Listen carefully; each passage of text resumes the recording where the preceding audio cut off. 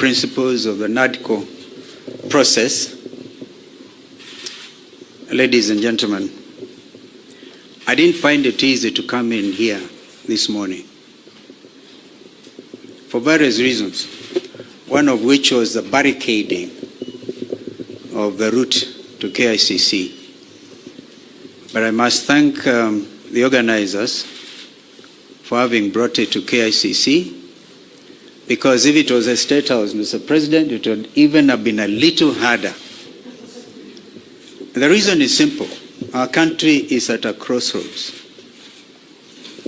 My colleague, Honorable Kimani Ichung'wah, has highlighted that both of you asked us to undertake the process of NADCO following the 2023 enactment of the Finance Bill and the riots that took place, where we lost people, 75 of them, property was destroyed, and the country was in a state of a shock.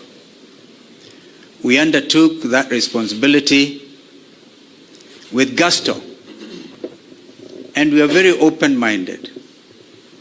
As Azimio la Umoja One Kenya, our number one topic was the high cost of living. But Kimani and the team on Kenya Kwanza convinced us that it was a government responsibility and the opposition had nothing to do with discussing the high cost of living. I hope that in the light of recent developments, my friend Kimani would have revised that thought. Because again, 2024, Finance Act and the riots, and again we have lost 41 young Kenyans. This time they came in the form of Gen Z, but they are Kenyans. They have a right to belong.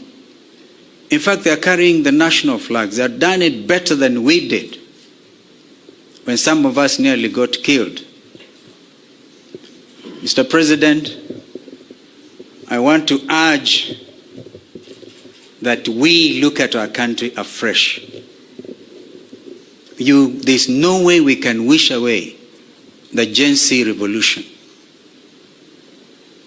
And if we were to begin to be honest with ourselves, perhaps we need now to go back to Bomas, because during the presentations, Kimani and Cheruiyot may remember, and Wandai was deputizing me, that a lot of Kenyans wanted us to open this space.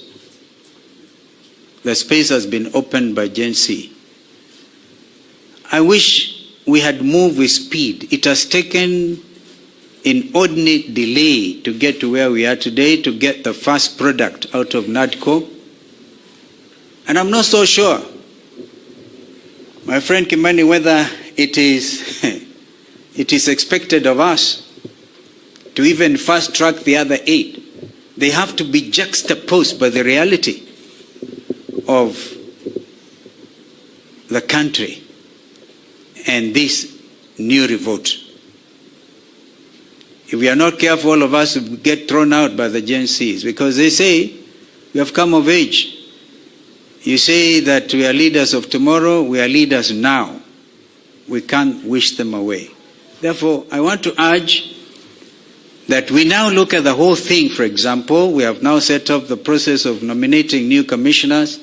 We made it very clear that both you, Mr. President, and Mr. Raila Odinga, the Prime Minister, will have to agree on, perhaps most importantly, on who becomes the chair of the new IEBC. That principle of consultation was inbuilt, and I thank my colleagues because we didn't have to struggle much to agree. But now is the time.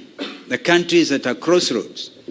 Can we, for a beginning, even in order to bring the country to normalcy, can you, Mr. President, order the Inspector General of Police, if he doesn't resign, can he remove the police from the streets?